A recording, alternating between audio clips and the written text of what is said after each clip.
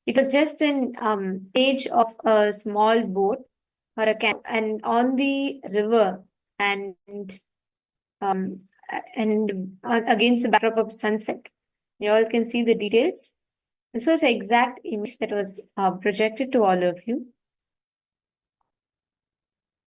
Actually, today what we are learning about is going to be working directly on the DNA levels, the most subtlest levels, subtlest dimensions of you.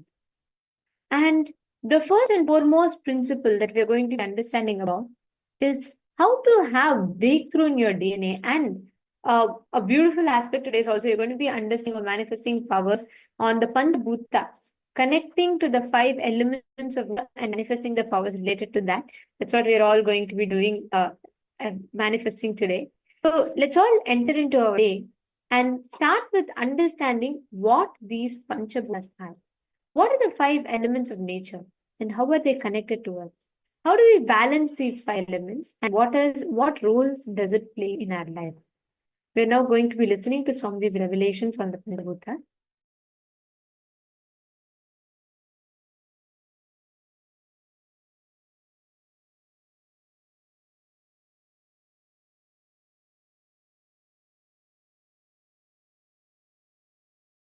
Listen, I wanted to clarify this truth once for all. See, we have a Panchabhutas: earth, water, fire, air, and space. In earth and water,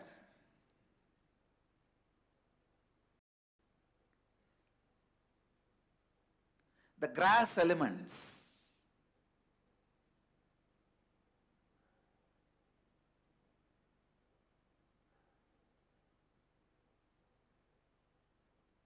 the earth and water, the grass elements are responsible for our health.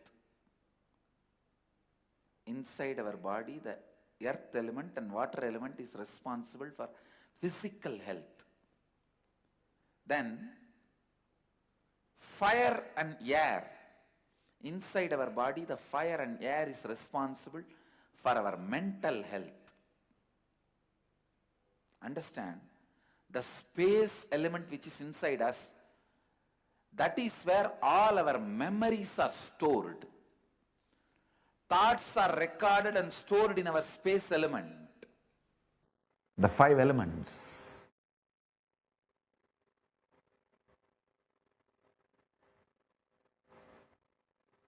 Five elements, 5 actions, 5 faces of Mahadeva. All these are closely connected. The earth element represents creation, and water elements represents sustenance, and fire element represents rejuvenation. Air represents prabhava, delusion, and the space represents liberation. If you get conscious access to the superconscious happening inside Agni, Agni is a being, a powerful being. Among the Panchabhutas, Agni is the most powerful being. I'm not trying to create competition. I'm just giving you some facts. So inside Agni, there is a superconscious happening. If you get conscious access to that superconscious happening inside Agni, you will manifest all kinds of power related to Agni. Agni won't burn. Wherever you invite, Agni will start. And wherever you say, please stop your manifestation or expression, he will settle down. If you say, don't destroy these things, he will not. He will do anything you want.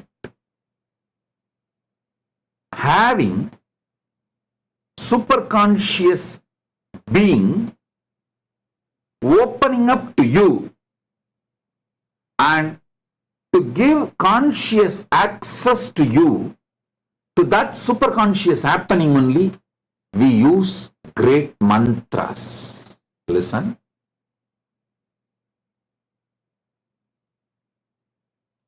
Patanjali's Yogapada describes beautifully a word called samyama, multiple samyamas. Patanjali expresses, describes elaborately wonderful samyamas, and especially Patanjali's disciples who wrote Bhashya, the tradition, who built the tradition by writing commentaries, give elaborate detail about each samyama with mantra, tantra, yantra, to have conscious access to earth. Prithvi Tattva, to have conscious access to water. Jala Tattva, to have conscious access to fire. Agni Tattva, to have conscious access to Vayu, air. The Vayu Tattva, to have conscious access to the superconscious happening inside space. Akasha Tattva.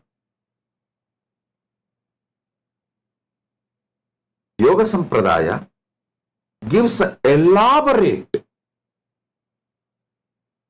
methodologies to have conscious access to the superconscious happenings in each Buddha and each various elements and various aspects of the universe. Those methodologies are only called as samyama.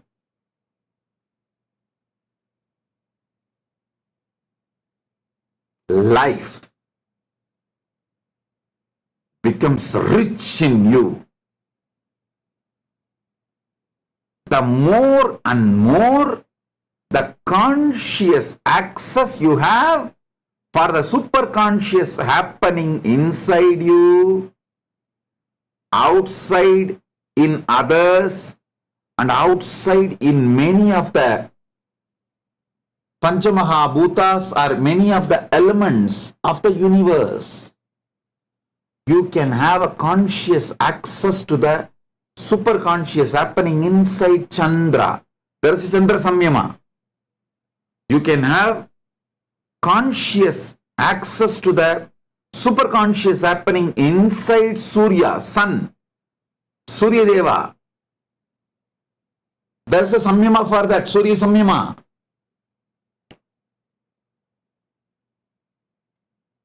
You can have conscious access to the superconscious happenings in universe, people near you, inside you. Start with inside you because that is easiest. It's the best and easiest. Because the whole Brahmanda is happening in your Pindanda. If you get conscious access to the superconscious happening called digestion in you, suddenly you will realize you are getting direct superconscious access into Agni Tattva, because he is responsible for the whole digestion in you. If you get conscious access to your superconscious happening of breathing, whole breathing system, you will realize you are getting conscious access to Vayu. Whatever superconscious happening is happening inside Vayu Bhagavan, Vayu Tattva. Everything happening in Pindanda is happening in Brahmanda. Everything happening in Brahmanda is happening in Pindanda. Like how many dead cells are dropping off from your body, so many black holes are happening. How many new cells are creating in your body? So many big bangs are happening in the Brahmanda. Brahmanda and Pindanda is just mirroring each other. Mirroring each other. Pindanda is just a miniature version of Brahmanda. Brahmanda is macro version of Pindanda. Having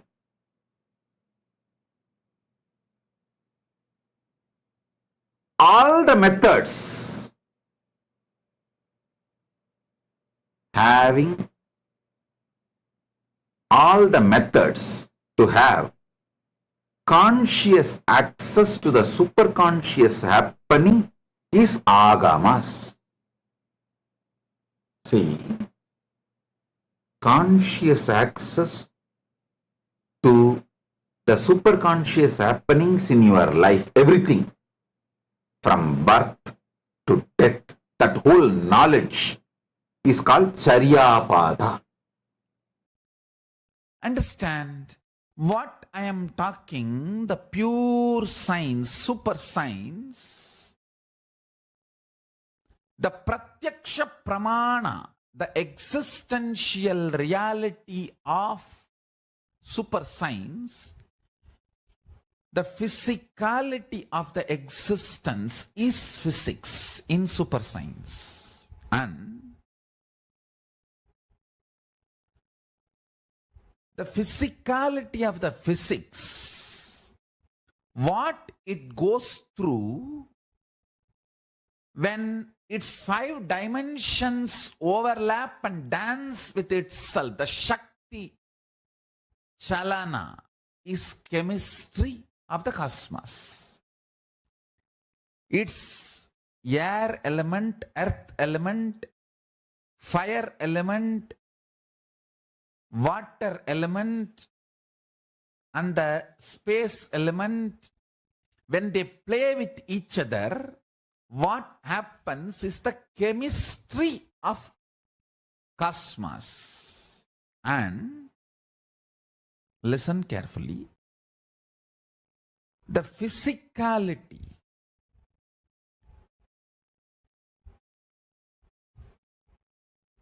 of the existence, when it goes through the chalana,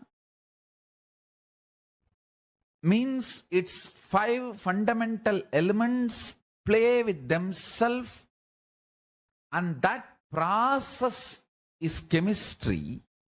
These two are not responsible for biology. Understand?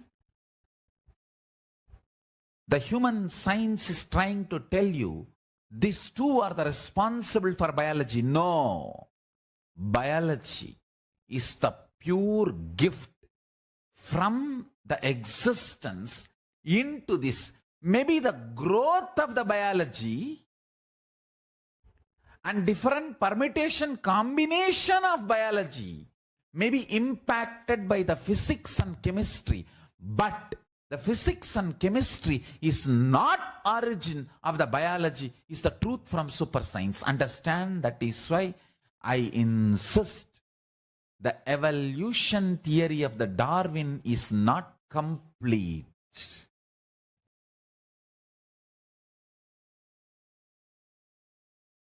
You need to understand, in Vedic tradition, Agni is considered to be the bridge to the original God, the oneness experience. Parabrahman or Sadashiva, whatever you may name it. That oneness, Agni is considered to be the bridge for that oneness, because anything which has a form, if you offer it into Agni, he will make it as formless. Incompletion is form, completion is formlessness. Understand, when you are complete, that is why you feel light, because there is no form inside, there is no heaviness inside, there is no visualization inside, nothing sitting inside. Anything assumes form is incompletion. Actually, when you are incomplete, you will see so many forms will be fighting inside you. In the space of completion, just no formlessness inside. I tell you, no forms inside, just formlessness inside. That is completion. Actually, in the space of completion, you won't even remember your form. Listen carefully. Whatever is offered in the fire, he moves them from form to formlessness, name to namelessness. Among the 5 elements, 2 are with form, 2 have no form. The earth and water as form, air and space as no form, Agni is the bridge, which has form and doesn't have form. You can't say Agni is a form and you can't say Agni is a formless. He is the bridge where forms merge and become formless. He is the bridge where incompletions merge and become complete. He is the bridge where sins merge, becomes merit. He is the bridge where everything disappears and goes back to its source. Matter, element through which energy can be spread into everything. See, fire is the bridge. If you put earth element, water element both into fire, he will convert that into air element and space element. He is the bridge. These 2 have form, this 2 does not have form. This is formless form. Air and space does not have form. Earth and water has form. Fire is formless form.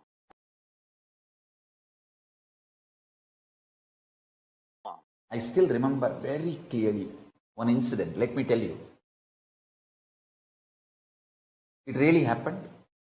I was helping the Shivacharyas in the temple, in Arunachaleshwara temple, to light the lamp for the arti. So once Shivacharyas, they do 2 puja, means the puja is done inside Garbha Mandir and then in Ardha Mandapa. Till the level of Ardha Mandapa, anybody can go and help them and light diyas and give them during the puja, arti. In those days, temple did not have so many staff. And even the staff were there, not only understaffed, they will have to run around to all the different sannidhis, shrines. So we are small kids who volunteer. We also go and help here and there, and it's a big blessing and it's such a joy to volunteer and do puja to Arunachaleshwara. After the puja, they will give the vibhuti first to us, so that's a big pride. Of course, never to forget a very good share of Naivedyam, Prasadam, food, graced by Paramashivoham himself. So, we always run and do volunteering. And once when I was volunteering, the camphor fell on my finger mixed with oil, burning, fell on my finger and got burnt. And anyhow, immediately the other people who were there, they helped me and they put my hand in the water and the burning sensation started settling. Then I ran to Arunagiri Yogeshwara. Those days I used to be having darshan of Arunagiri Yogeshwara regularly, physically. I ran to him and said, like this, it happened.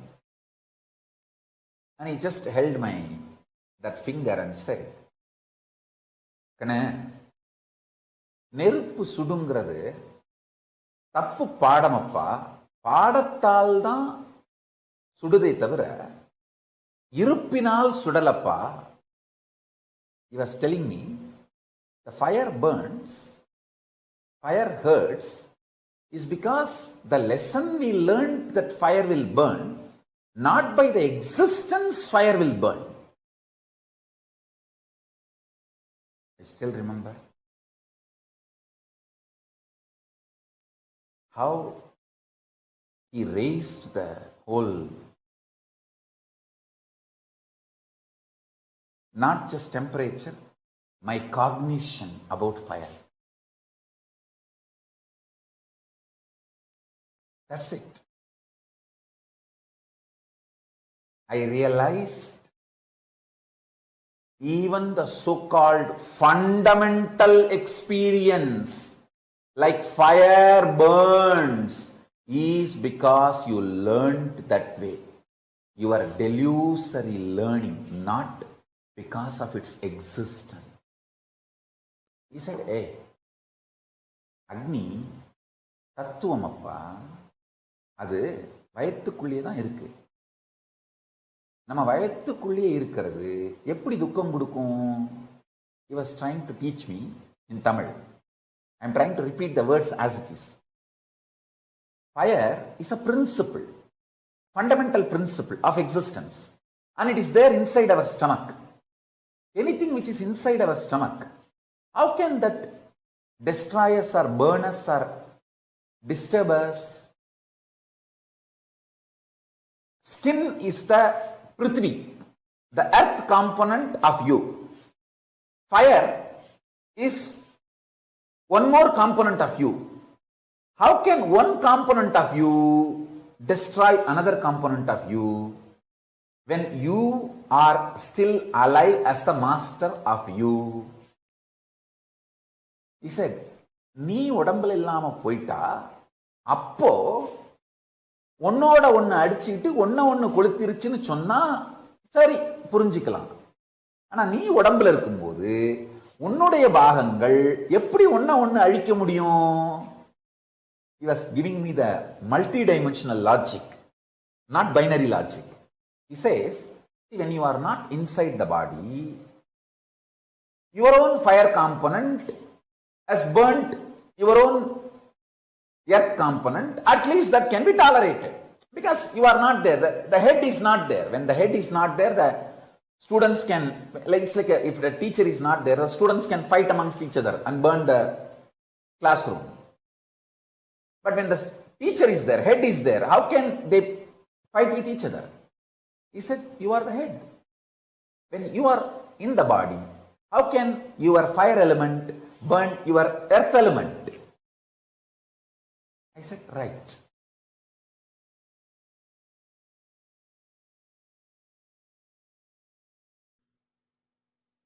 Next.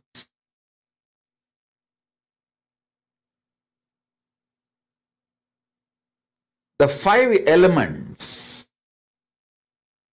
Knowing about the astrology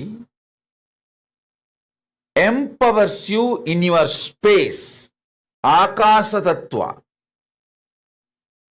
Next, listen very carefully. Knowing about the Vastu empowers you in your Vayu Tattva, Prana, the air energy. Vastu is all about the air energy inside the house you live, inside the place you live. I'll give you the deepest secrets about the Vastu.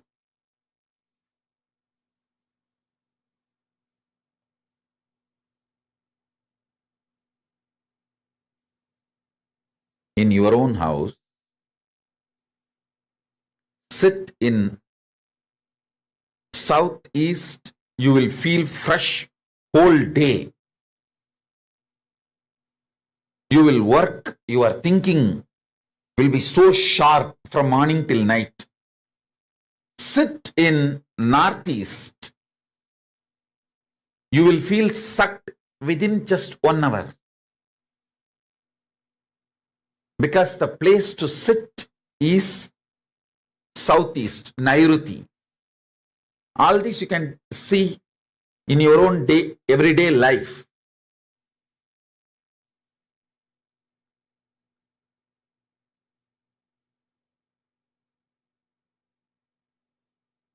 I'll give you more detailed secrets about the Vastu. Understand the fundamental. Vastu is all about the air, Vayu Tattva, Agni. Agni in you, the fire element in you can be mastered by the proper havans, yajnas, homas.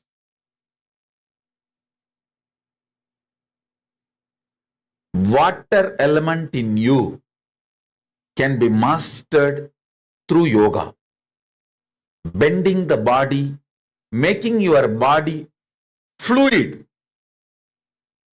flowing. Finally, the Prithvi Tattva, the earth element in you can be mastered by wearing the right gems.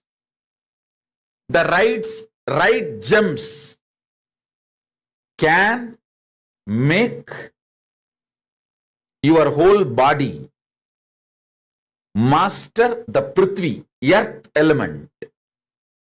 Listen to this very carefully.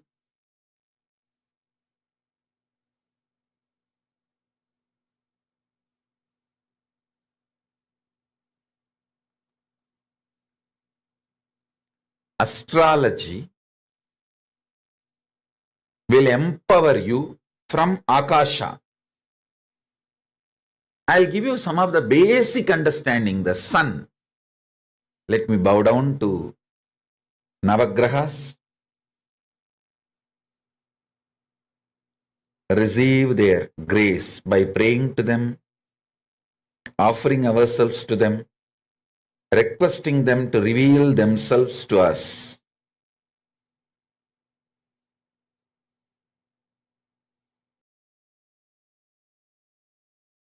Adityaya Somaya Mangalaya Budaya Cha Guru Shukra Sanibhyo Rahave Kedave Namaha Om.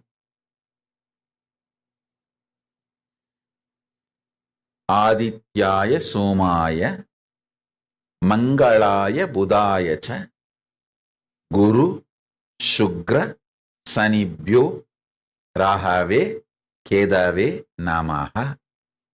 Listen.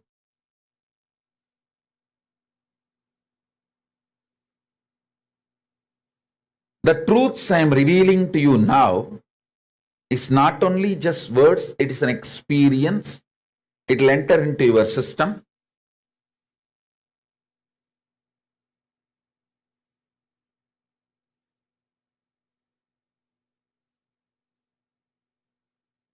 With the grace of Paramashiva, you will all be relieved from all the graha doshas, vastu doshas, and any dosha in the gemology, any dosha in numerology. You will be free from all the doshas, and all these higher energies will support you. See that earth element interfering in you is rigidity. Try to use the body maximum. The more you use the body, you will be more healthy. More you start doing the physical work, physical activity, more healthy you will be. Fear of physical work is interference by earth element in your life. Tiredness is the interference of the water element in your life. Dullness is the interference of the fire element in your life. Depression is the interference of the air element in your life. Boredom about the whole life is the interference of the space element in your life. Renounce all these ferociously. Be 24 hours active. As long as you are awake, go on be doing some physical activity.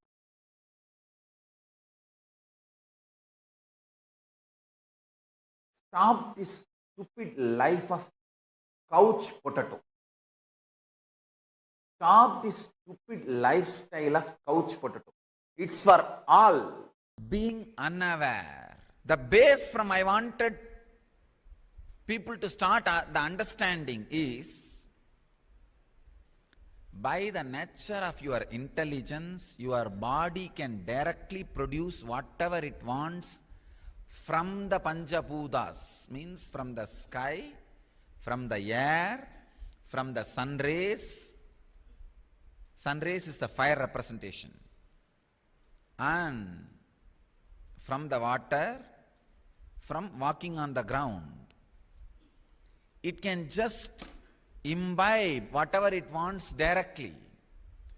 You may need to support very little for the earth element, whatever has grown out of earth, like little grains, little vegetables. Maybe that support you need to add, that's all.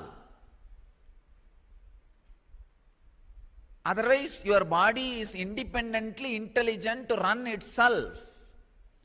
In that 5 Panchabhutas, only one Bhuta you may need to supply a little bit. Supply only required for one Bhuta element. First, let us understand something about breath. From the moment of your birth to death, the one and only thing which you do without any discontinuity is breathing. Anything else can be stopped. You may be a child, or you may be a young man, or you may become old, or you may fall sick. You may eat, you may not eat, you may sleep, you may not sleep.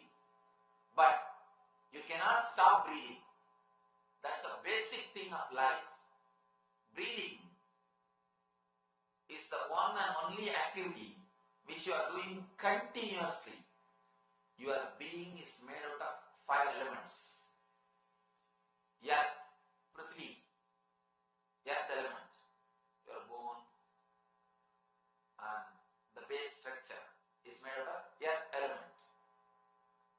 Next, water, your blood, and so many other things in your system.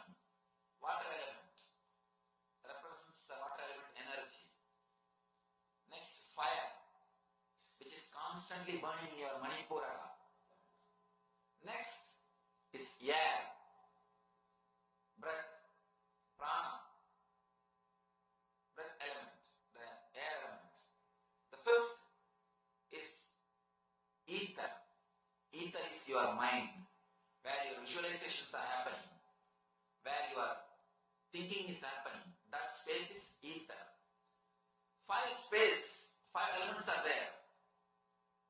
And Tantra says, if you can directly work with the subtlest element, you will achieve enlightenment immediately.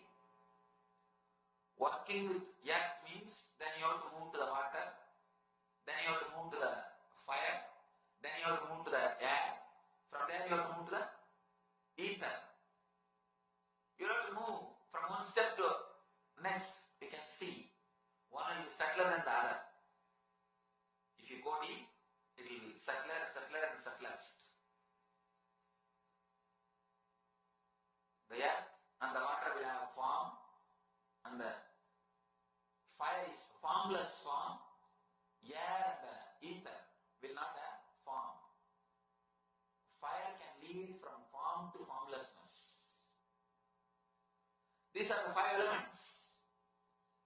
If If you can work with the subtlest, straight away you can become enlightened. You can reach the cosmic energy. You can reach the Atman. From Atman comes the Akasha. From Akasha comes the Vayu. From Vayu Rapa. From Vayu comes the Agni. From Agni comes the water. From water element comes the Prithvi, earth. If you can work with the subtlest element, straight away you can reach the enlightenment, the inner space. Here the subtlest element is Akasha, ether. But the big difficulty is you cannot directly work with ether. You cannot directly work with ether. You cannot directly work with your mind. The more you try to work with your mind, you may create suppressions and more difficulties.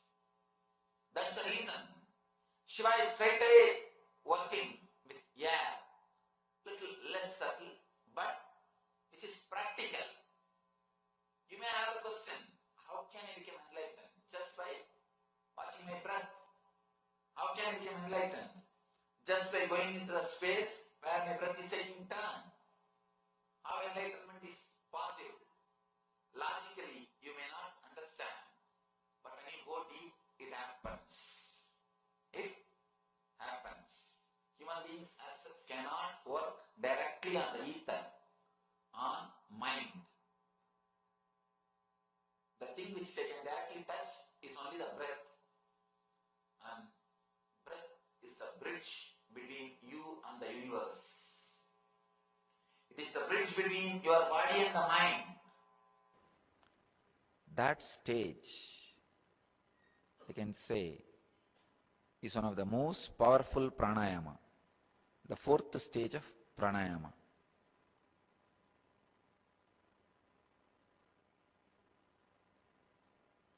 In this stage, you will be able to create anything you want because all the materials are created out of prana. You will have access to that base material. It's like if you have clay, you can make anything which can be made in clay. Same way, if you have a prana under your control, you can make anything you want because everything is made out of prana. All the materials made out of prana can be made by you if you achieve the state of stoppage of breath by being centered, your awareness being centered on something internally or externally.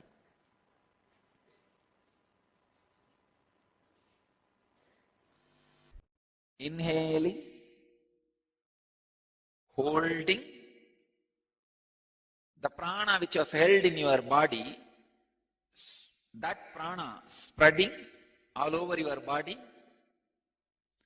and exhaling and cleansing. Inhaling, holding, spreading, exhaling and cleansing. These are the 5 life breath movements, Pancha Pranas. Prana, Vyana, Udana, Samana, Apana. 5 movements.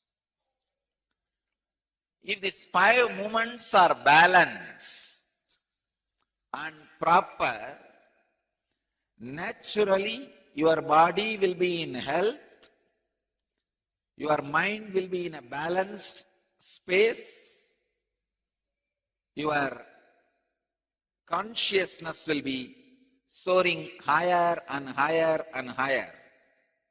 Understand? Hundreds and hundreds of good positive effects on your body, mind, consciousness will happen in your system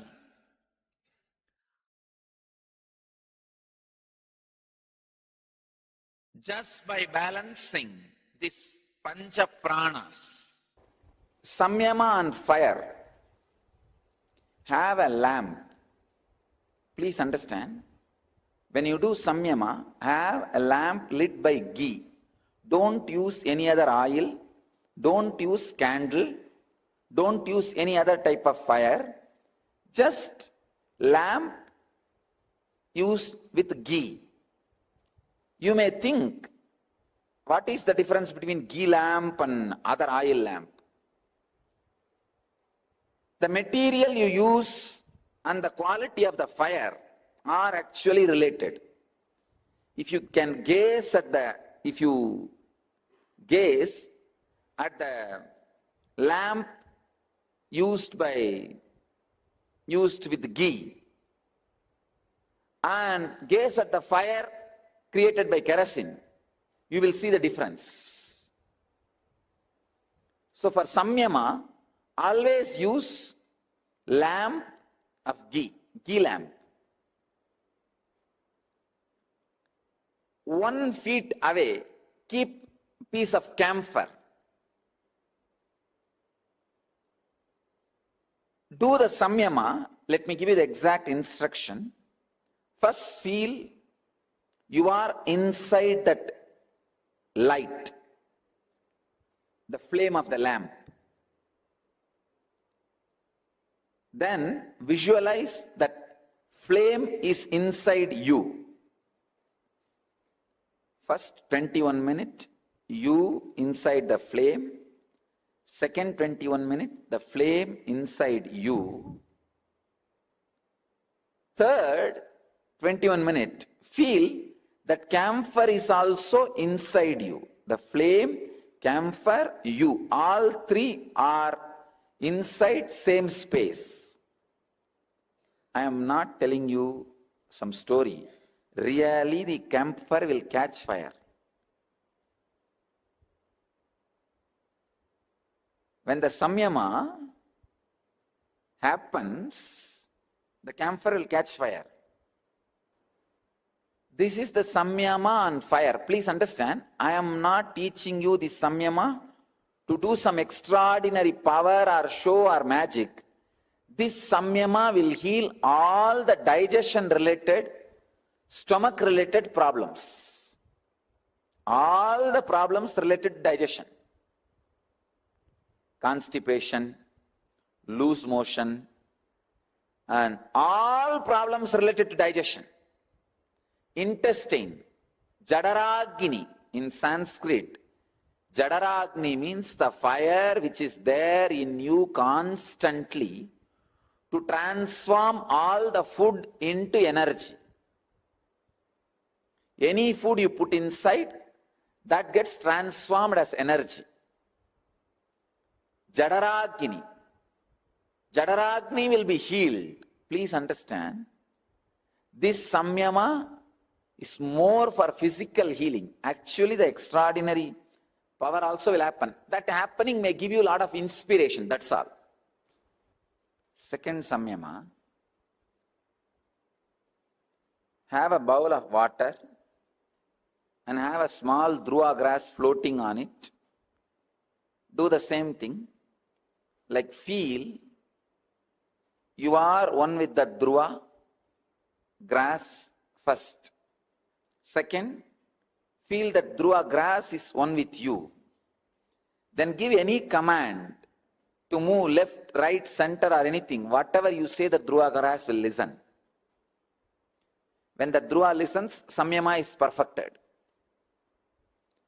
All the blood related disease in your body will be healed. This samyama does not take ages, don't worry. Don't think 12 years you have to practice, no. Maximum 10-15 days. Because these are all possible samyamas. Only thing you understand. Usually when these samyamas are all taught to you by a person whose biomemory has experienced it, immediately your biomemory catches it. That's all, nothing else. One samyama on fire, next samyama on earth element. Please understand, this dhruva grass floating on the water is not water samyama. It is samyama on earth element. Dhruva represents earth, matter. Third samyama, Sit in front of a mirror. Gaze at your own third eye. Feel the reflection is you. You are the reflection.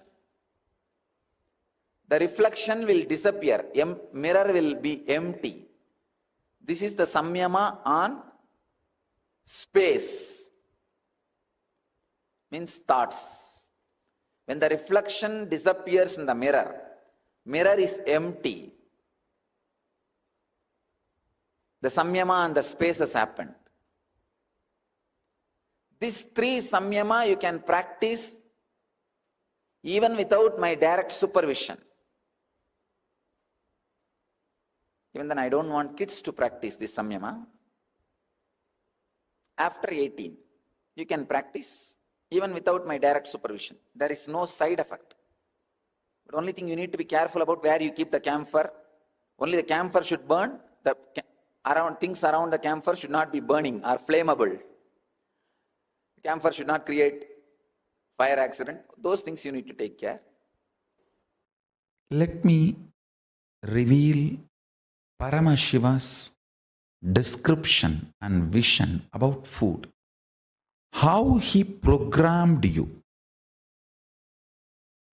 What was his idea that human beings should have about food and how food should be part of your life? He gives a clear description. Understand? He says food should be taken to your inside your body for your life through 5 ways. The component of earth element, solid items like vegetables, rice, everything that grows from the earth. The gift of Bhuma Devi to your body. That's the first component. Second, water. Milk, water, juice, all the liquid components. Third, fire. All the fire components you need to invoke in your system. Every day you need to invoke fire in your system till you sweat completely. Either workout or yoga, some activity, the fire should be consumed. Understand? Fire creation inside your system. Jadarakni creation activity should be done to consume fire. And air, pranayama should be done like eating, compulsory to consume air element. And right thought currents should be consumed in your inner space. All these 5. Earth element, water element, fire element, air element, space element. All these 5 food should be conceived every day. Let me explain the first, earth element. To tell you about what food you should eat related to earth element. Actually, all of you know only earth element food as a food. The superfood for superpowers is stop eating. Please understand. The minimum food you consume, especially related to earth element, solid food, as minimum as possible. Reduce it drastically, bring it down to 10%. You will live long, I tell you. Your body is not only not programmed for non-vegetarian food,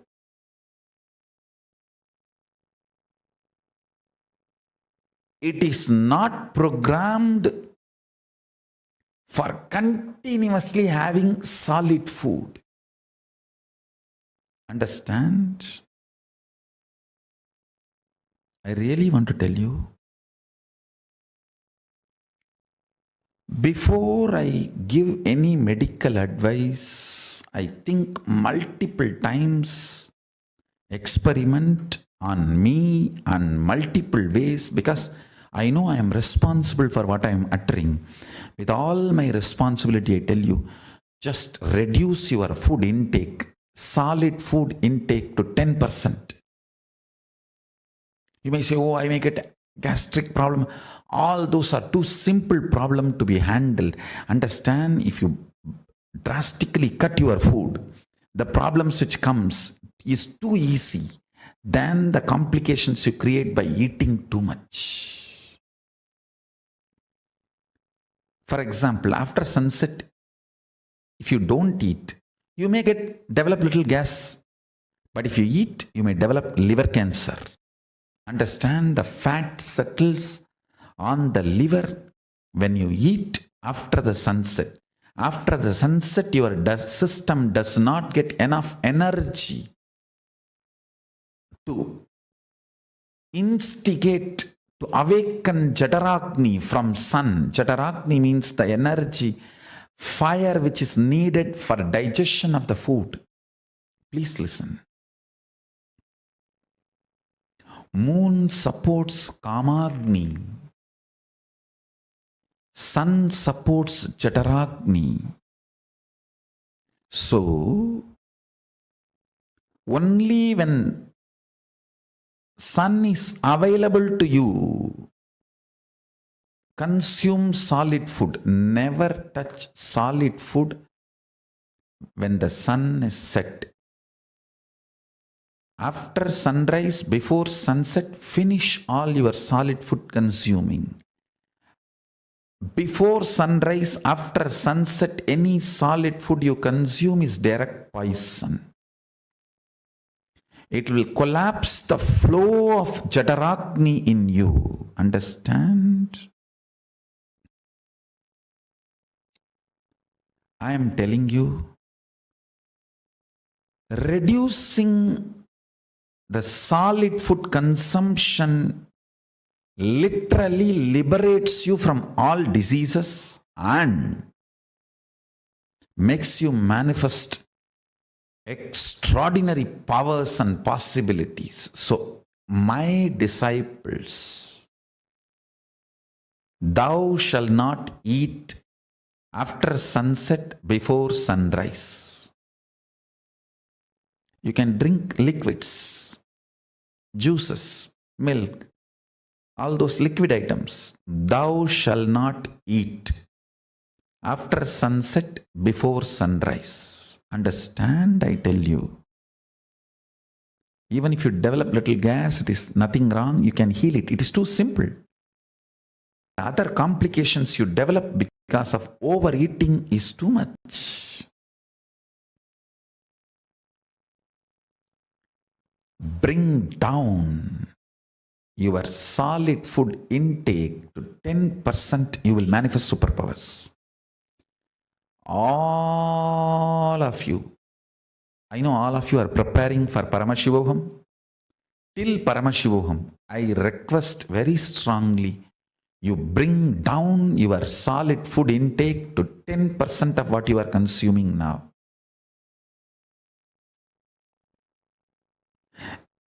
Support yourself with the liquids, juices, more of lemon juice, ginger tea, even coffee is okay, hot chocolate is okay.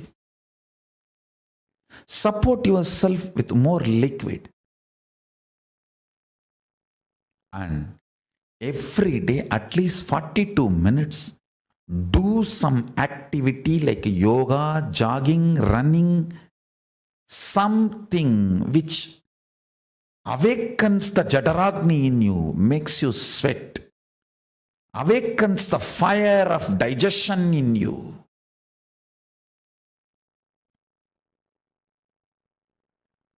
And at least 21 minutes pranayama to consume prana, air element, reduce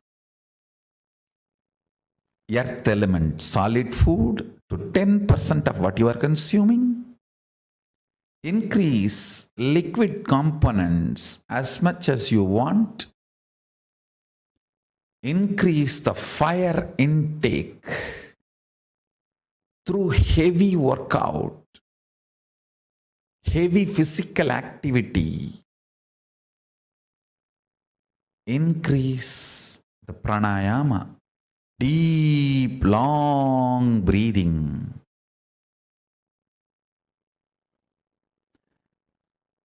To consume the prana, air-related food. And when you are fasting, reducing the solid food, in your inner space, the thought current goes on, is your space food.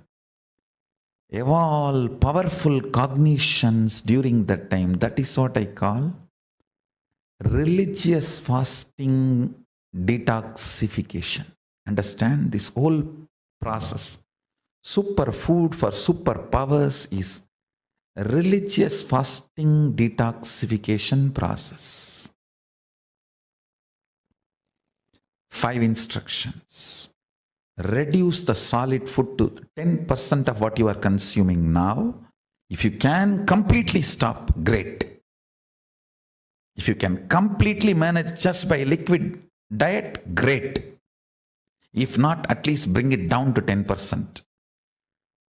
If you are consuming 100% solid food, bring it down to 10%. Your calorie intake should be drastically reduced to 10%. Solid food. Solid food calorie intake should be brought down to 10% of what you are taking now. And add more and more liquids and juices.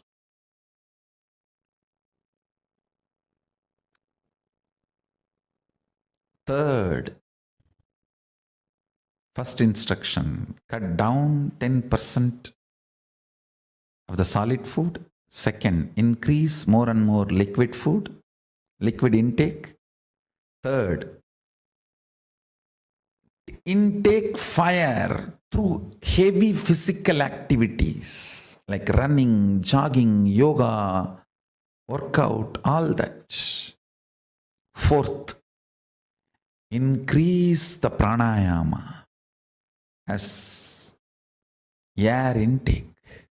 Fifth, develop more and more powerful cognitions. Whenever you deny solid food to your body, it will get into irritation, agitation, anger, and throw tantrum on everyone and on you. Bring powerful inner space, powerful cognitions. That is the space food, akashic, agara. Understand? Prithvi akara, solid food. Jala ahara, liquid food.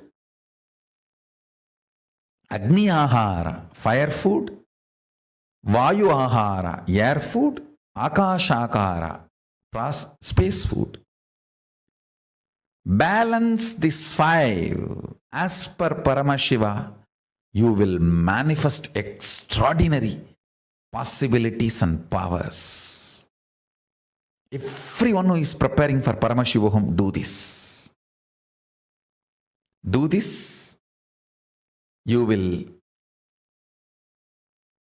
manifest the powers and possibilities. I tell you.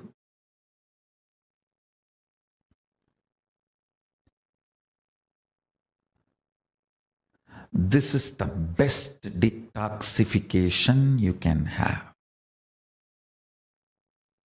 Best detoxification. I'm going through tons and tons of material delivered by Paramashiva in the form of Vedas and Agamas, Upavedas and Upagamas. What an amazing civilization. Hats off.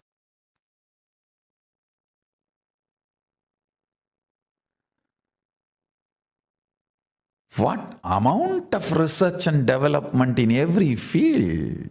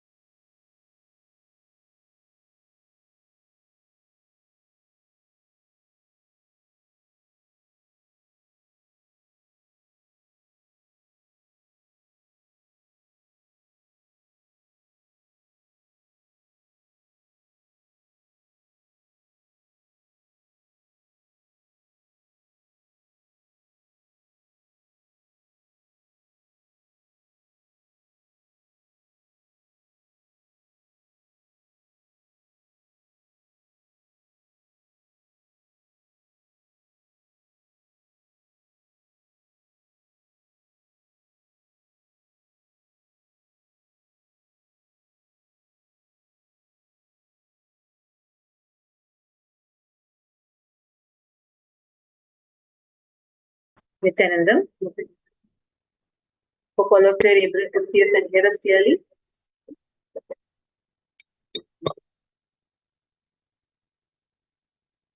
Panchabhutas, the 5 elements. Understand these Panchabhutas, these 5 fundamental elements of nature. These elements form the basis of everything. Everything, literally, like all the things, the whole made matter, the nature, everything is made up of these 5 elements. Any problem within these 5 elements directly affects you, affects your how you function, how your likes, dislikes are. Like a simple example, if there is a particular dosha within these 5 elements, the 5 elements, which is earth, water, fire, air, and space.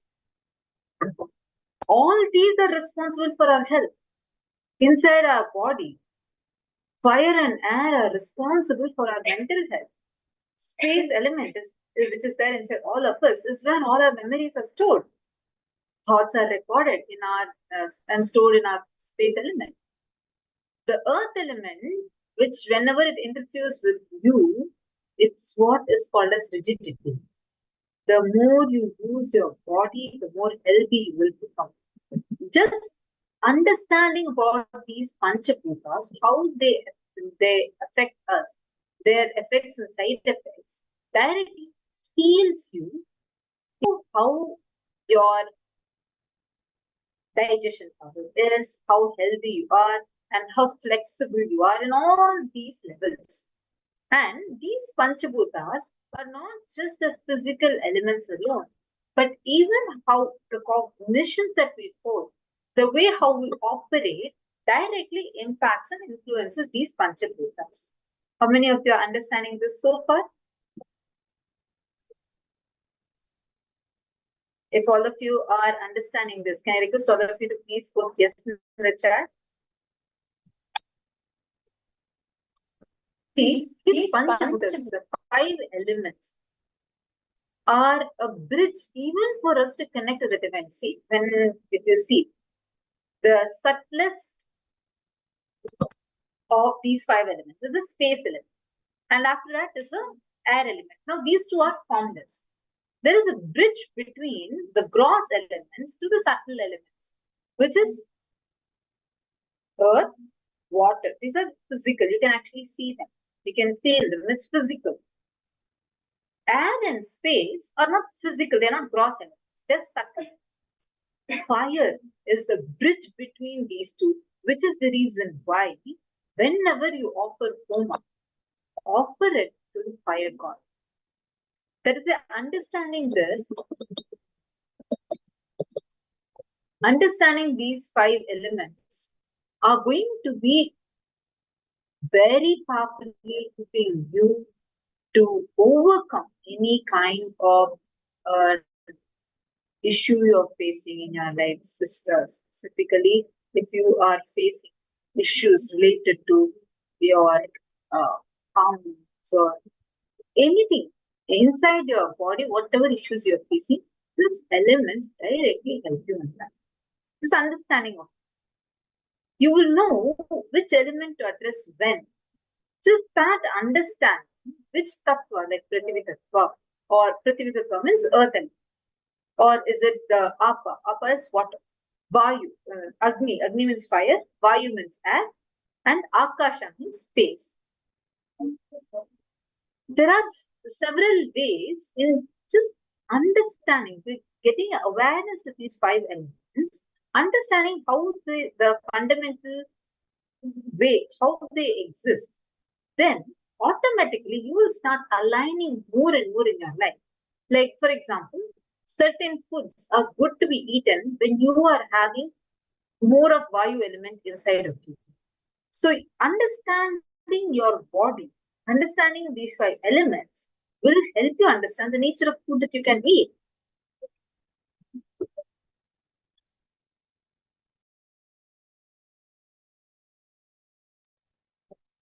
Pomtiff tells, just 24 hours of intense activism, just 24 hours, is powerful enough to give you a breakthrough, balance all the Panchabhutas in your system.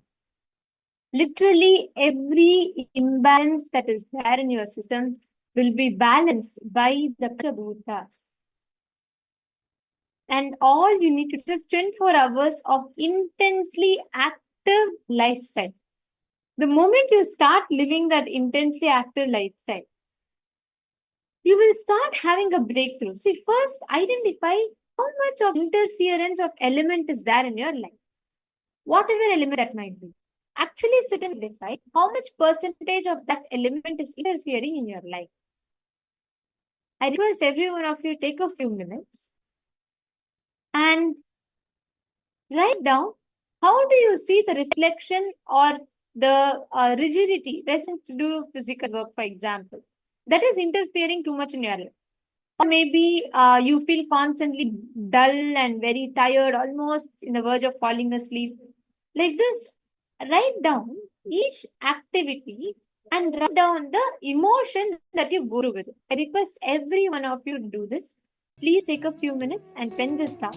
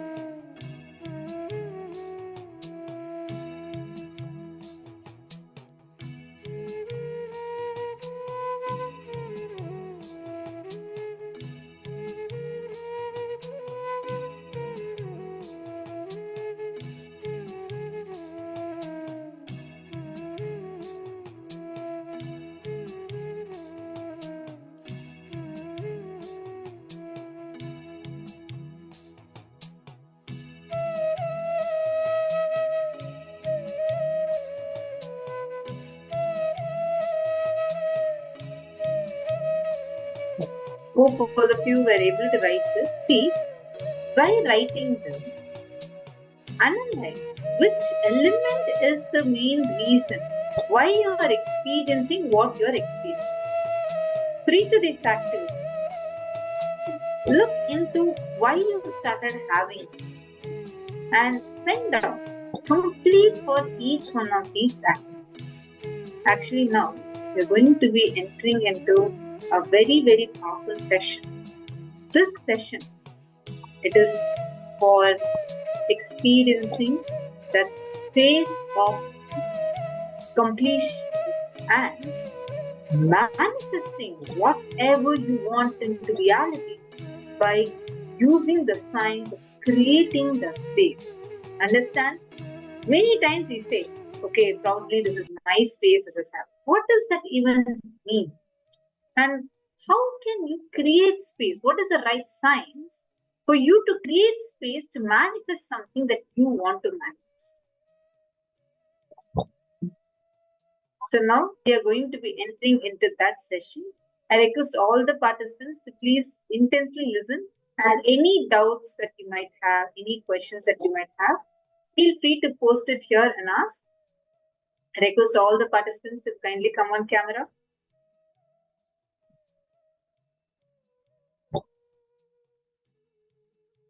Please kindly come on camera and settle down.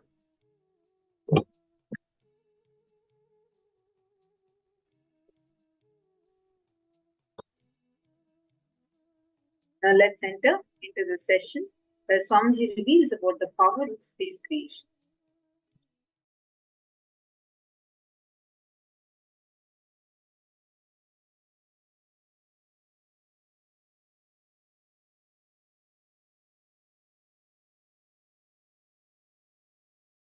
Listen carefully.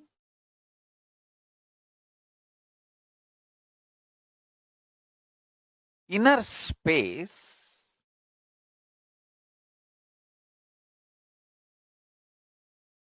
the individual's inner space is the Hiranyagarbha.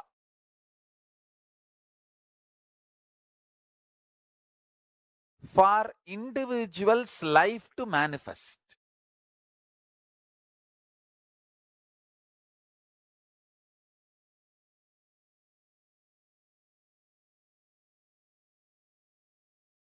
The individual's inner space is the Hiranyagarbha. For the individual's life to manifest. Hiranyagarbha means the golden womb from which the universe manifests. Same way, our inner space is the golden womb, Hiranyagarbha, for us to manifest our lives.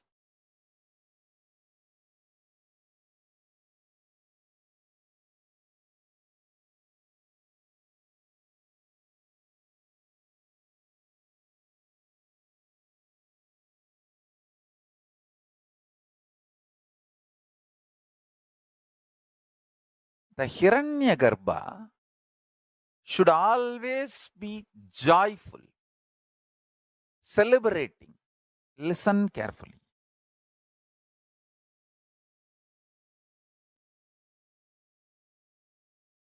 Poor are those who get affected by the words of others. Stupid fellows. You will ever be poor as long as you are affected by others' words. Money is only one aspect of richness. Money is economical aspect of richness, not the life aspect of richness. Life aspect of richness is what you experience and enjoy in your Hiranyagarbha. Listen. What you enjoy as you in your Hiranyagarbha, life in your Hiranyagarbha, that is richness. Chidambara, the arena of the cosmic dance, is living space. Understand? modern day scientists with their human mind are able to understand about space only now, too little and too late. Understand?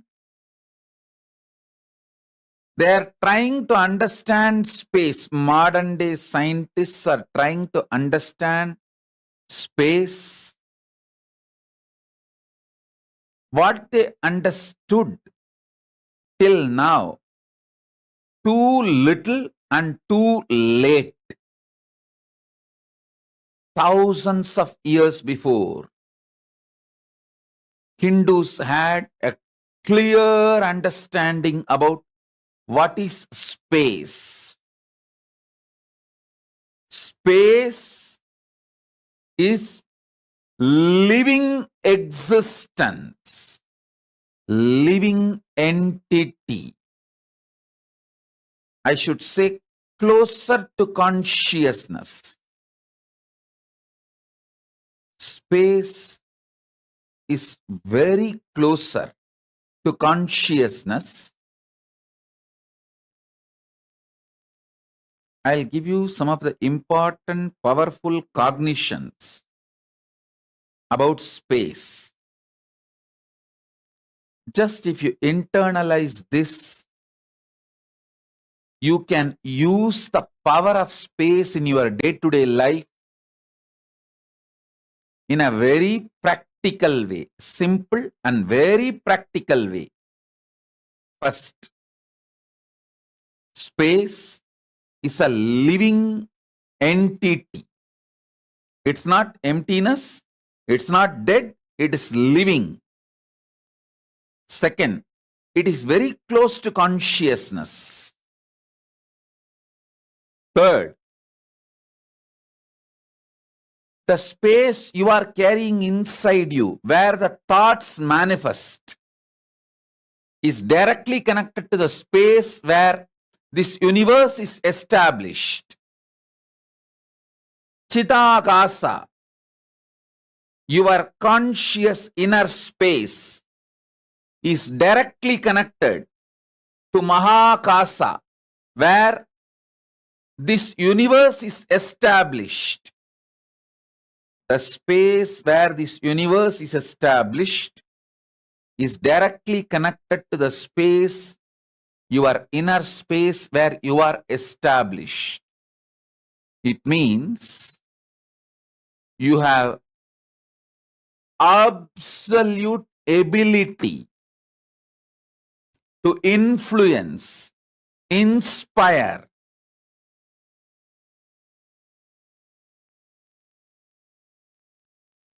directly intervene with the outer space on which the world is established. Any mass has a power to influence the space. When you are able to influence space through which you can influence anything which is established in the space, and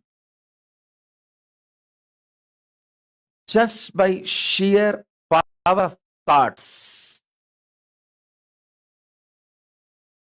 you can raise, lower your mass, through which you can influence the space, through which you can influence anything established in the space. Please understand.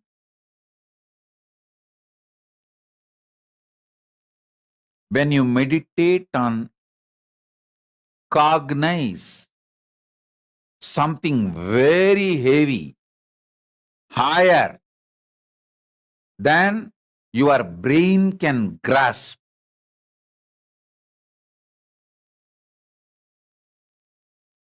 your space becomes powerful. That can influence the space outside. And anything established in the space outside.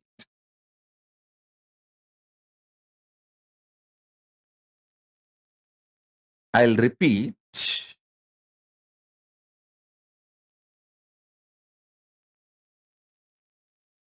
Very recently, modern day scientists are trying to understand how to influence the space, how space can be manipulated to make our lives more comfortable and better. But thousands and thousands of years ago, Hindus had clear knowledge. This time-space balancing itself and the speed of the light is constant, and the continuum of time-space balancing itself almost like eternal. All these are known to Hindus long before, thousands and thousands of years before. I'll add some more truths. Thoughts can travel using space as medium. Anything which has a mass can influence space, through that can influence anything established in the space.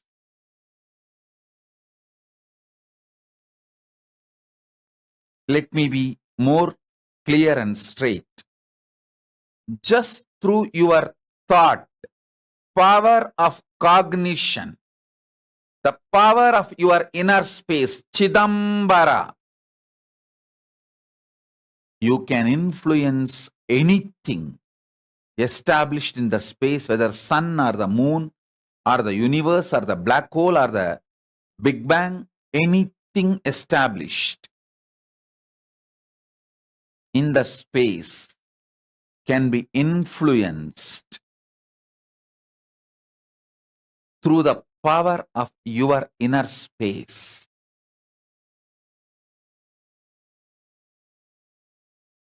Space in you and the space outside you where you are living, and the whole space is actually one and the same.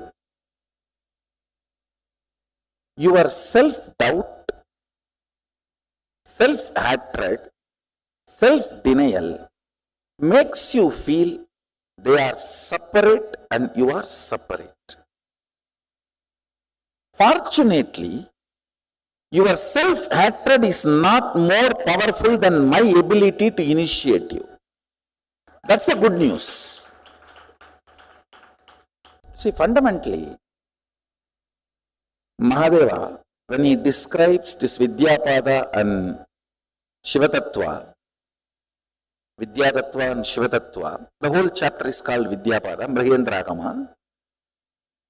It is actually fourth part of Kamikagama, but this chapter is so independently intelligent, Mahadeva has given a separate title for this as Mrihendragama.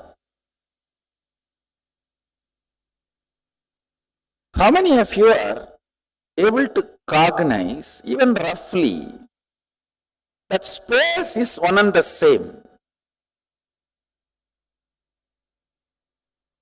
Chidakasha.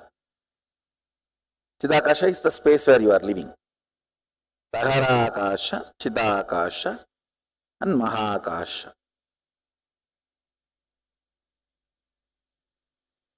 I want all of you to know, if you have teleported 21 times consistently, the Akasha element has fallen in love with you and it is in tune with you. You are in oneness with Akasha and you don't have death. When you leave the body, you will not lose memory. The moment Akasha element, you have oneness with Akasha element, no more death fear. See these simple words. Feeling suffocated, irritated, I am not okay with all these simple words. Only by uttering them again and again, you create that feeling. How many of you understand this? Usage of those words avoided, that experience is also avoided. How many of you understand that? So, can you take 2-3 minutes and pen down, listen carefully. Usage of words in your space, becoming experience, few incident. When you started using these words, cherishing these words, and manifesting those experiences in your space, just for you to understand, listen, please listen. If two objects are stuck, sound is generated. If a thought is stuck on the space, reality is generated. That's all. Thought, idea, depression, irritation, simple words. How you teach to these teenager kids, how they pick up between when you guys are fighting, I cannot tolerate this, I can't digest this, hell with it, better to die than living like this. All these words, they pick up while both of you fight. And when they use that word on their space, they generate that as an experience. You yourself have done this crime against you. First time when you did this crime, try to remember and pen down. The words you utter, that creates the space you operate.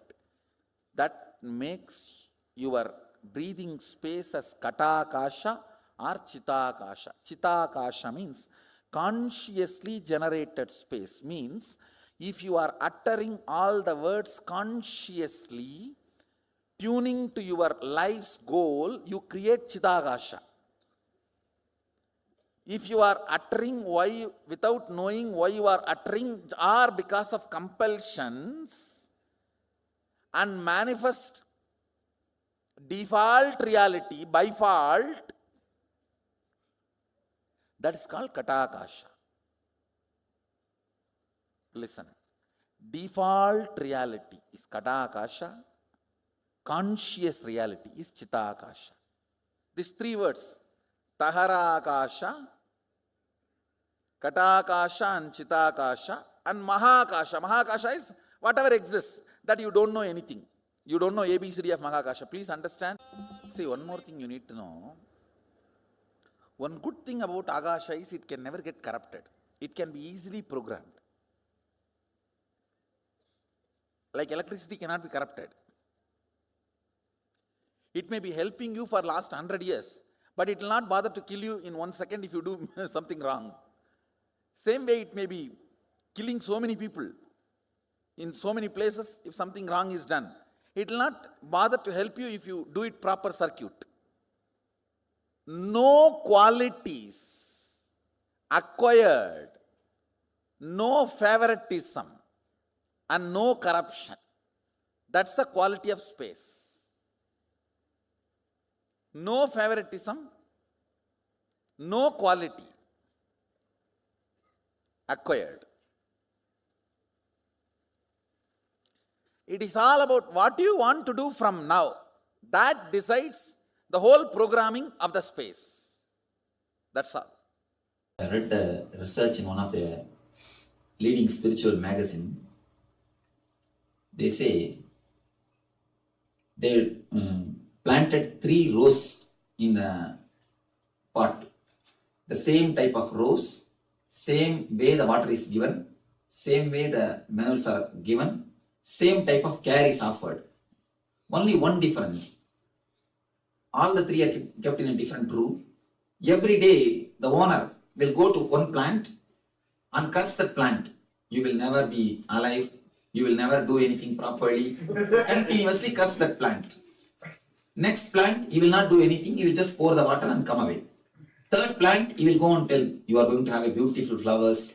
Don't bother about it. Your life is totally going to be different. Just words, nothing else. Just words. First plant, he will go and through all negative things. Second plant, he will go, pour the water, manure and come away. Third plant, he will go and speak in a very loving way. I do not know how you will believe. It is done, this research is done for 11 days, 21 times, by 21 different persons. By 11 days, the same thing will be repeated. They say all the 21 times the first plant died. All the 21 times. The second plant grew normally.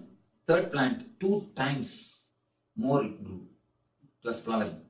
2 times more. 2 times more. All the 21 times, not once or twice. All the 21 times the first plant died. You can understand how much the thoughts are reciprocated. Our thoughts are affecting the surroundings. And one more thing, like a ECG, now they feel the vibrations of the trees.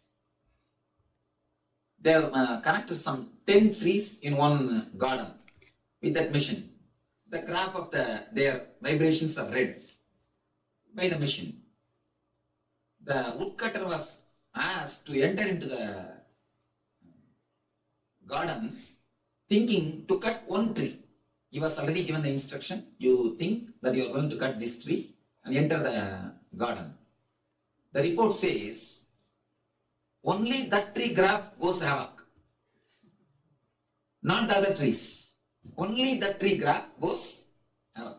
When he enters inside the garden with the idea to cut the tree. So the same man, if he enters without any idea of cutting the tree, the graph is going very normal, smooth.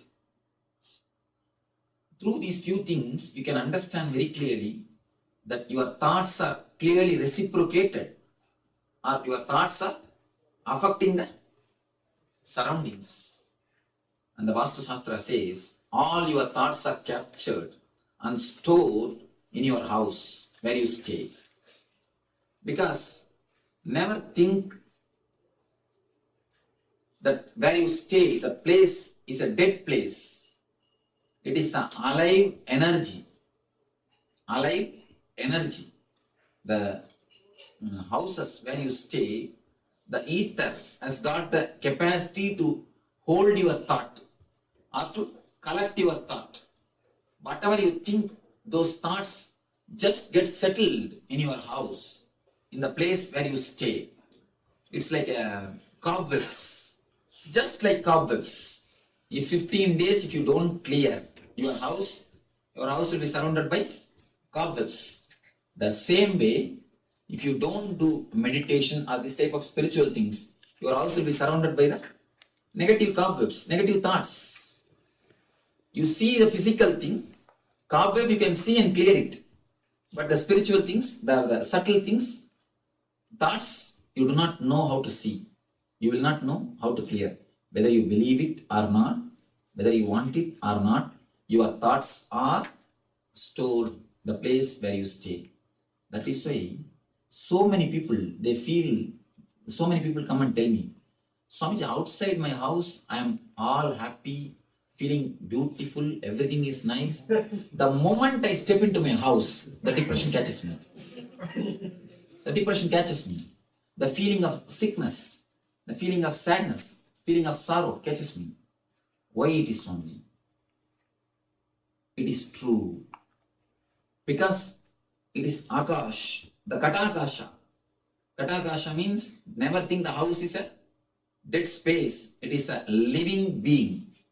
House is a living being, the live space. The Lakshmi, about when they describe the Lakshmi, they say the Griha is a Lakshmi, Griha Lakshmi. The very house is a Lakshmi.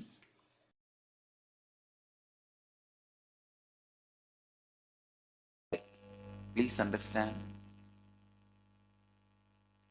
Every time you visualize and make it into reality, it is called creation. But you visualized, you did not make it into reality, you failed, means it is only recreation. It cannot be direct creation. Please understand.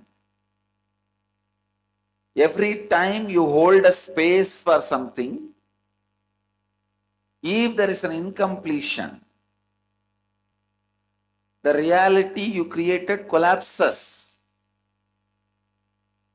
So again you will have to complete this incompletion and hold that reality back. So listen.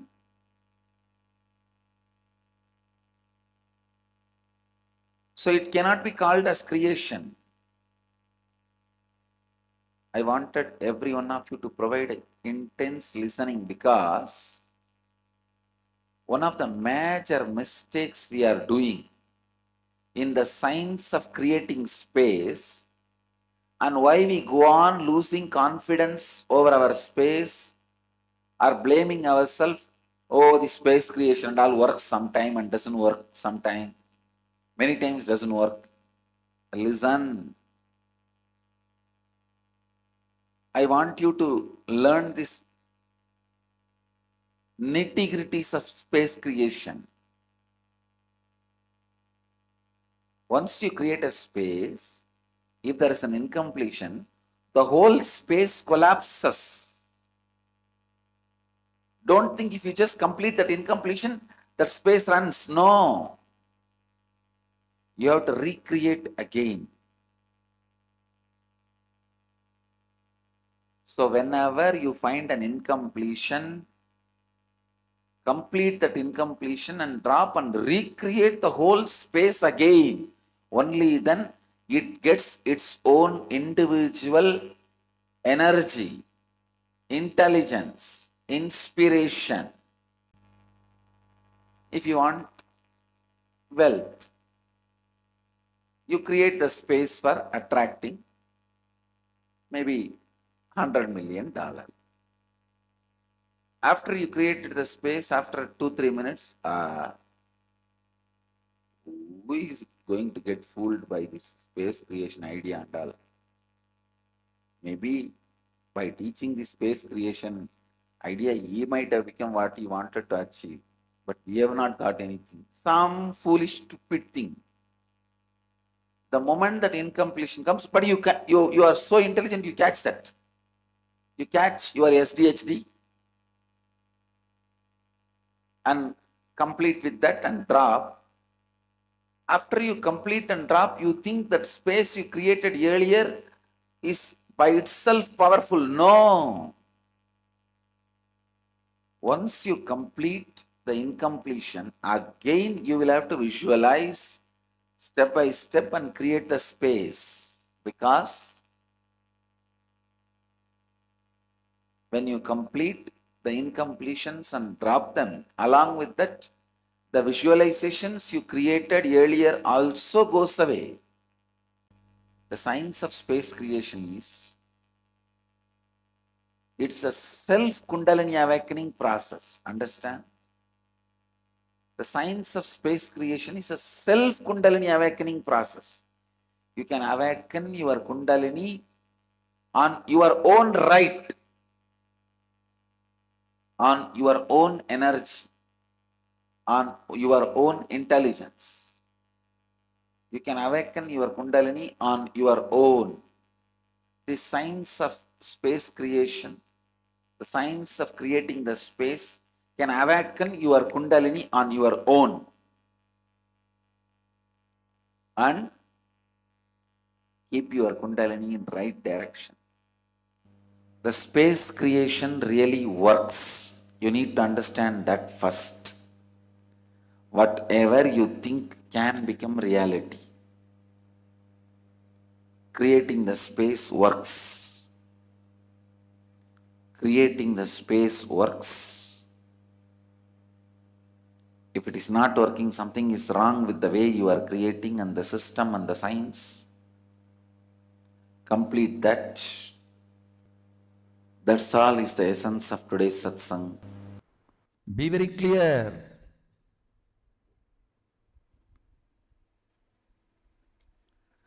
The space you carry, its smell, its flavor comes out of you like energy.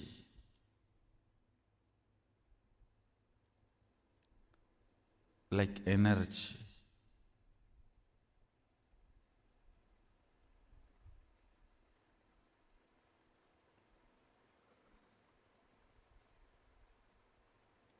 Many of the Indian restaurants use this as a tactic.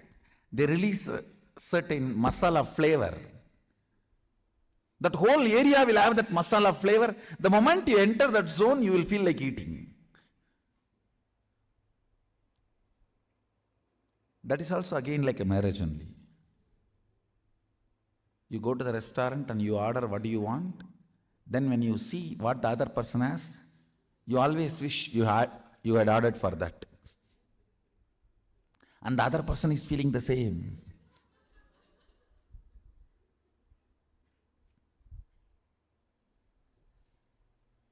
And you can't even exchange the plate, owner will not allow.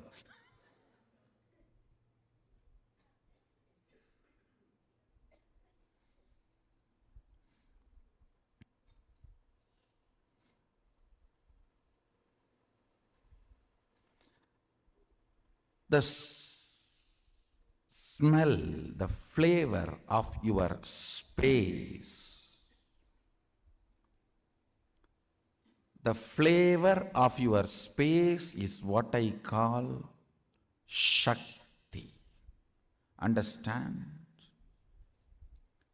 The explosion happening in your inner space is Shakti.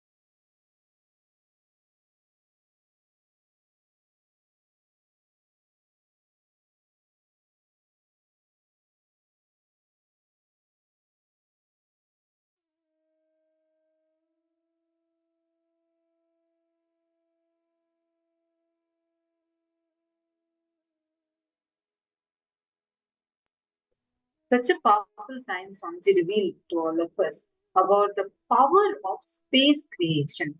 How? Because you have power over space, see, thoughts.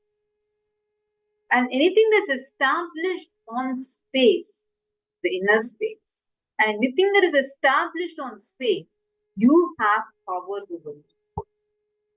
You have the power to change it, mold it the way how you want it to be.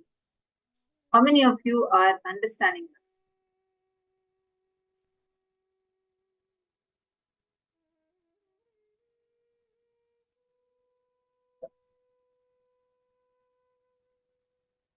Can I request all the participants to post here?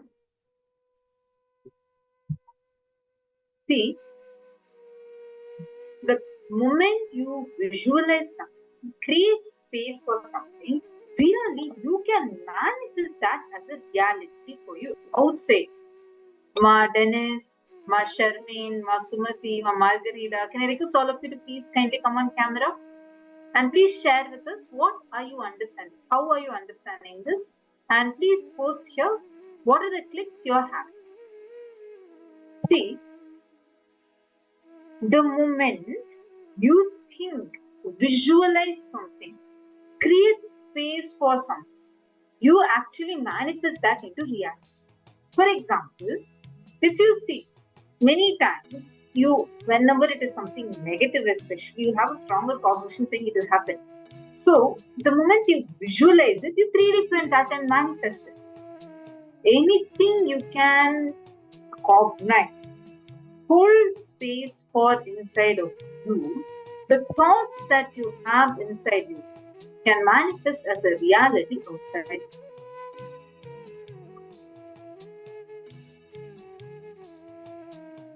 How many of you are catching this? This is an important thing to learn. The moment you catch this, you will actually catch how to create space for anything that you want in your life. Anything, like literally anything. Now we are going to do an exercise where I request all of you to choose any one reality that you want to manifest. Can I request all of you to please post here in the chat? Any one. Something that you really want to manifest as a reality. It can be any desire that you have. Sometimes you may think, I want well-being. Or sometimes you may have this thing that you want to manifest in relationships. We all have different realities that we want to manifest, right? You want to create certain things as your reality. Can I request all of you to pick one? Because this power of space creation is a very, very unique and powerful line. You science any reality you want to manifest. Just by your will, just by conscious will, you can create that as reality. It's a very powerful exercise what we're going to be doing now. I request each of you to pick one reality you want to manifest. Choose any.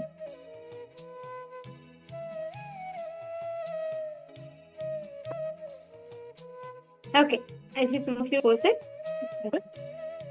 If you're not comfortable posting, that's also fine. Pick one reality you want to manifest. Have you all finished? Write down what that reality is. It could be anything. Whatever your reality is, spend that down.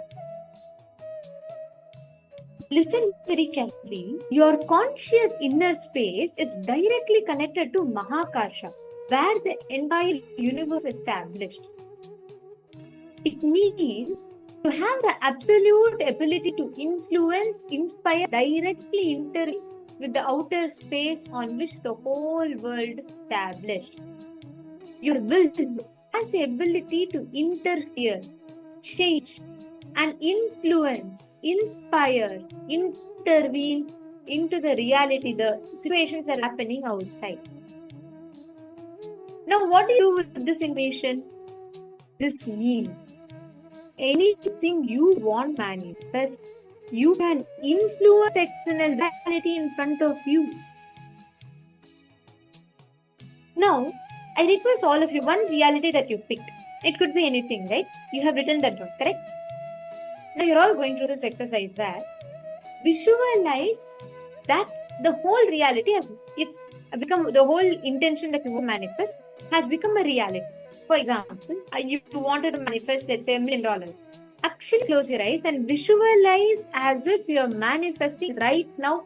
You're having those $1 million, you're making various decisions with those $1 million. Visualize as it's a reality right now.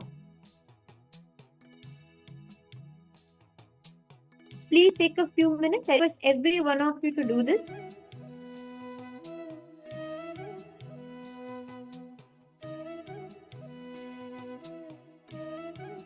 Write down the whole process, right? And in the process, any doubt that comes also, keep noting it down. But sit now and pen down all exact details of how you are manifesting that as reality.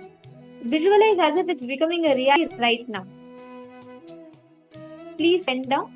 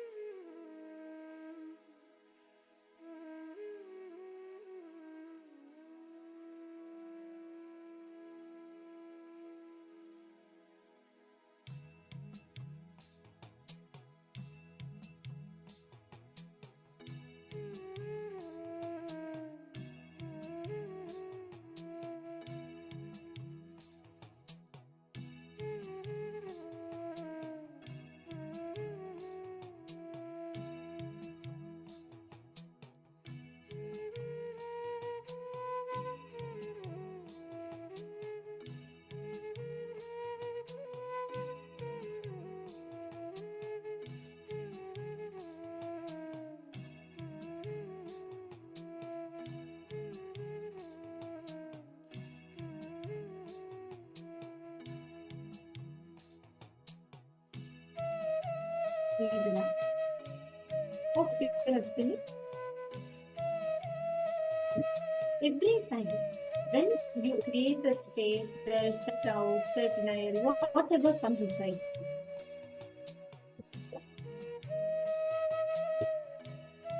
Make it a point to sit and with it consciously. Each time when your inner space, when you create space for something, and your inner space is affected by the self-doubt, self-hatred, and self-denial, you start seeing your mind will lose you impossibilities of why something is not possible, why it's not possible, manifest what you want as reality. What you need to make sure you sit and complete with it each time. Do a thorough completion, deeply complete with all the doubt that comes up in you each time, and you will start actually manifesting amazing breakthroughs. Space creation means your ability to create space where you consciously birth an intention in your inner space. You do not get it, allow it to be infected by any of your self-doubts, self-hate, whatever it is. And from that space, you start manifesting amazing breakthroughs. You start actually you start seeing phenomenal shift in your inner space with the way how you manifest reality. In every aspect of your life, right? One thing that will really help you manifest reality, just make sure you're not entertaining your stages in you constantly. Whenever you have type of issues, whenever you have the constant problem where you're facing some incompletions, etc., make sure you're having the whole inner space completing with all the SHDs you create. After that, anything you visualize in your inner space becomes a command to the cosmos. What you visualize, what you intend to, the intention of yours becomes a command for the cosmos to manifest it as reality. Are all of you catching it? So now, every reality that you pick, it could be wealth breakthrough, health breakthrough, relationships, or any other aspect, whatever reality you want to manifest. Sit and consciously decide to stop cherishing the patterns that trigger inside of you, the self-doubt, self-hated patterns that triggers inside of you. And you integrate your will, you will start have breakthroughs. Today, the power we are going to be manifesting is also related to this, where just by connecting to the nature, the Panchabhutas, you manifest, you become Bhutjaya, means you manifest the power of all elements, fire, water, air, and space, everything you'll be able to experience a deep oneness, where your space will be able to influence, interfere, intervene, and alter the reality in front of you as you will. Now, there's a very beautiful verse from Shiva Samhita where Paramashiva describes this power. He says, Yogi Padmasanastopi Vaksrujya Vartate Ayu Siddhistataksheya Samsar Dvanashini. When the yogi, through remaining in Padmasana, raise in the air and leave ground, then know that he has gained Vayu Siddhi, the power of wind element. Actually, right now, understand, this power is not about conquering, showing power over nature. No, it's experiencing oneness the nature. By your will, experiencing the deep oneness where the nature listens to you. Actually, all of you are going to manifest this now, right? Take a few minutes. First, establish the deep connection with the wind element in front of you. I request every one of you to do this. Deeply establish the pace of oneness with the wind element.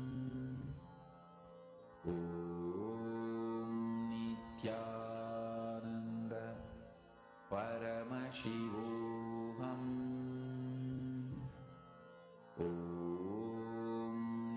Nityananda Paramashivoham Nityananda Paramashivoham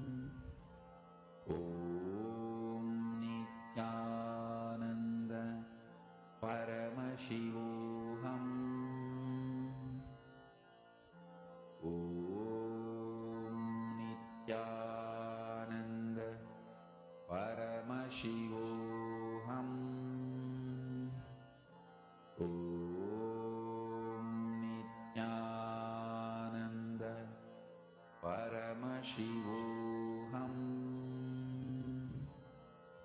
Om Nityananda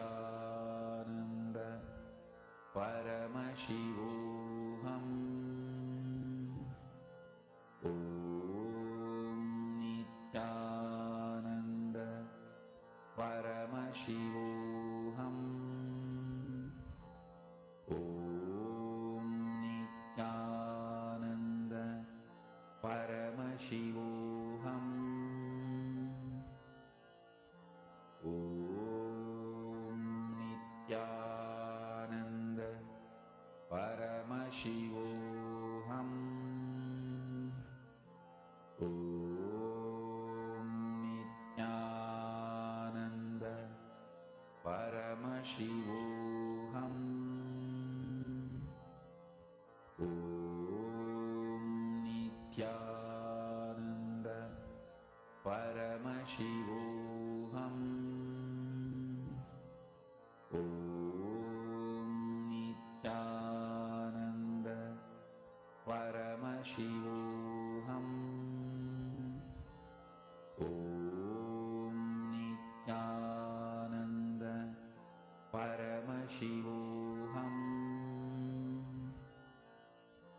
Om Nityananda Paramashivoham. Om Nityananda Paramashivoham. Mahamahavagya, spiritual lullaby for samadhi, and Suprabhatam, wake up call, wake up song for Paramashiva. This Mahamahavagya is spiritual lullaby for you to fall into samadhi.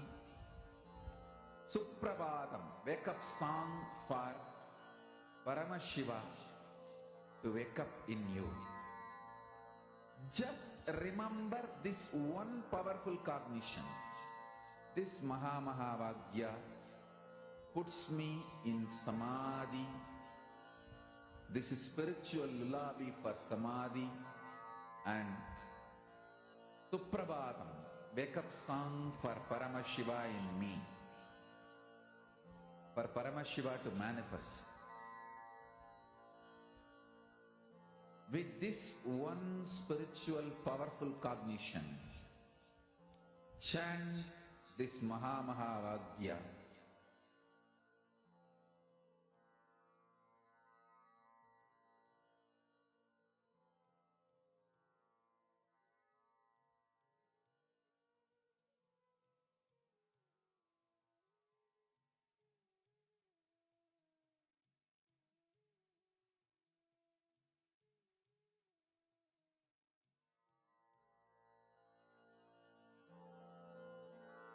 Mahamahavagya, spiritual lullaby for samadhi.